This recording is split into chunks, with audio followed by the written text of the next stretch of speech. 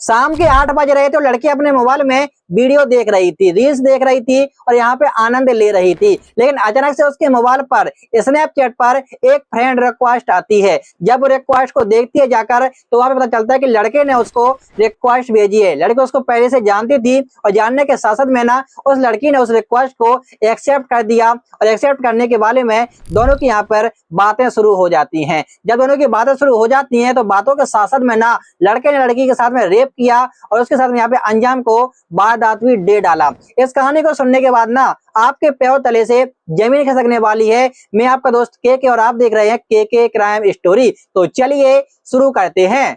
दोस्तों जो आज की घटना है वो यहाँ पे पंजाब के होशियारपुर की बताई जा रही है, जहां पर 11वीं में पढ़ने वाली लड़की के साथ में ऐसा हो गया कि जिसने किसी की कल्पना नहीं की थी। दोनों की यहाँ पे फोन पर यहाँ पे चैटिंग शुरू हो जाती है और चैटिंग शुरू होने के बाद में दोनों की यहाँ पर रात रात में बातें होने लगती हैं। घर के सभी सदस्य यहाँ पे सो जाती हैं, लेकिन लड़की अपने मोबाइल पर चैट में बिजी रहती है और यहाँ पर उससे बातें करती हैं। दोनों की नजदीकियां इतनी बढ़ गई थी, दोनों एक दूसरे के बिन बिल्कुल भी नहीं रह पा रहे थे। स्नैपचैट से हुई दोस्ती में इतना विश्वास मतलब हो गया कि भैया उन सभी लोगों ने इतना विश्वास किया कि जिएंगे तो तुम्हारे लिए और मरेंगे भी तो तुम्हारे लिए। लेकिन लड़का था जो वो यहाँ पे सीनियर था, यानी कि वो 11 में पढ़ती थी। और हॉस्टल की बात आप लोग समझिए कि हॉस्टल में लड़कों का भविष्य बनाया जाता है या फिर बिगाड़ा जाता है। भैया जब आप हॉस्टल में हैं तो किसी को मोबाइल लेना अनिवार्य नहीं है। बच्चा जब ही पढ़ पाएगा जब उसके पास में मोबाइल नहीं होगा। अगर मोबाइल होगा तो वो रील्स देखेगा और यहाँ पर उसका मन बिल्कुल भी नहीं लगेगा।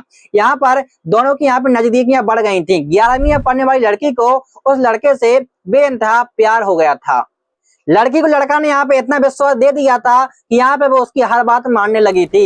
लड़की से भैया वो लड़का था जो यहाँ पे पैसा भी मांगता था। अगर वो पैसा नहीं देगा तो वो सबसे कहता था कि मैं तुम्हारी बात को कह दूंगा, तुम्हारे घर परिवार से कह दूंगा। तो लड़की यहाँ पे उसके दबाव में उसको यहाँ पे पैसे भी दे देती ताकि भैया किसी को मेरी बात पता ना चले। 15 दिसंबर की वो बात होती है जहां पर लड़का कहता है कि चलो मेरी दादी के यहाँ पे तुम चलो, लेकिन लड़की मना कहती है और मना करने के बाद में वो उस पर दबाव डालता है कि अगर तुम मेरे साथ मेरी दादी के घर पर नहीं चलोगी तो मैं यहाँ पे तुम्हारा जो कि चैटिंग है और जो आपकी फोटो है मैं यहाँ पे लीक कर दूंगा। लड़की भैया उसके डर से यहाँ पे उसके दादी के घर जाने के लिए तैयार हो जाती है और तैयार होने के बाद में वो उसकी मोटरसाइकिल पे बैठ जाती है। धीरे धीरे भैया वो उसके यहाँ पे जो जाता है तो ना तो वो दादी के यहाँ पे ले जाता है, वो एक सुनसान जगह पर एक मकान में ले जाता है। और उस मकान में ले जाने के बाद में लड़की कहती है कि तुम तो बोल रहे थे कि मैं तुम्हें दादी के यहाँ ले जाऊंगी, लेकिन तुम यहाँ कहाँ लेके आए हो। लड़का ने सीधा कहा कि मैं जो कुछ कहूंगा तुम मेरी बात को मान लेना। लड़की ने भैया इसका विरोध किया और विरोध करने के बाद में लड़की को इतना विश्वास दे दिया कि लड़की इस बारे में सोच भी नहीं सकती थी कि आखिर में आज मेरे साथ में क्या होने वाला है। लड़की के लिए भैया उसने यहाँ पे उसके साथ जबरदस्ती की और जबरदस्ती करने के बाद में उसके साथ में यहाँ पे रेप भी किया। रेप करने के बाद उस लड़की को वहीं पे छोड़ रहा था लड़का, लेकिन उसने कहा कि मैं किसी से नहीं कहूंगी, तो वो उसके लिए यहाँ पे उसके घर के पास में उसको छोड़ आया। उसको यहाँ पे छोड़ने के बाद लड़की यहाँ पे डरी हुई थी। जब माँ ने पूछा कि बेटी तुम्हारे लिए क्या हो गया है तो यहाँ पे लड़की ने पहले तो नहीं बताया, लेकिन इसके बाद लड़की ने बताया तो माँ के यहाँ पे होश बिगड़ गए कि आखिर में मेरी बेटी के साथ में ये बहुत बुरा हुआ। आप लोग सुनेंगे यहाँ पे तो आपके भी पैरों तले से जमीन खिसकने वाली है।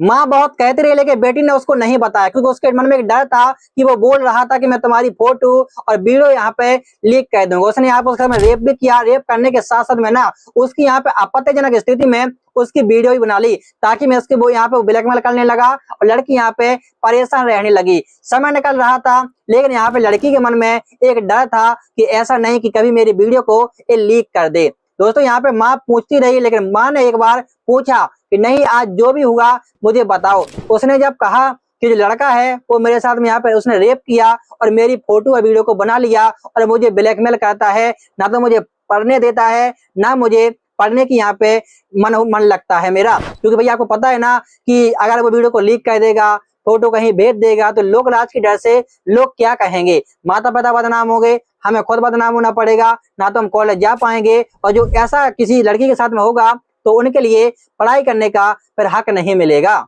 लड़की की बात को सुनकर यहाँ पे रविवार को यहाँ पे उसकी माँ पुलिस थाने पहुंच गई। जब पुलिस थाने में पहुंच उसने उसको बात की तो पुलिस वाले भी यहाँ पे दंग रह गए कि आखिर में एक हॉस्टल में ऐसा कैसे हो सकता है। यहाँ पे शिकायत दर्ज कराने के बाद में पुलिस ने अपना काम भी शुरू कर दिया और शुरू करने के बाद में यहाँ पे सोमवार को आरोपी को लड़की के माध्यम से यहाँ पे बात कर उसको गिरफ्तार करवा दिया। जब गिरफ्तार किया और पूछताछ की तो उसने कहा कि भैया मैंने मोबाइल पर यहाँ पे फ्रेंड रिक्वेस्ट भेजी थी और रिक्वेस्ट के चलते चलते उसने मुझे एक्सेप्ट किया।